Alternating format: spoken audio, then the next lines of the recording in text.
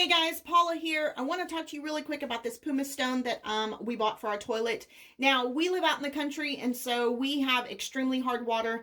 We do not have a water softener in our home to soften our water. So basically what this does is this pumice stone is specifically for ceramic types of tubs and toilets.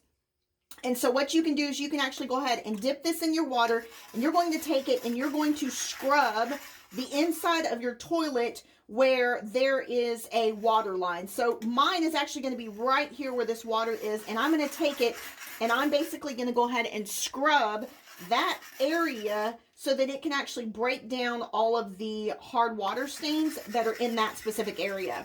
So very easy to use. As you can see, I am just holding it by the handle, and I am basically just scrubbing around that area and that area alone.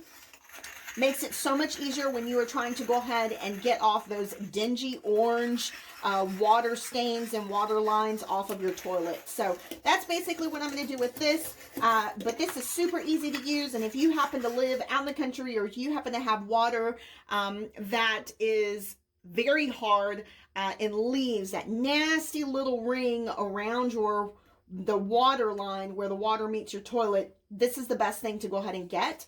Again, it comes with a really convenient plastic little handle.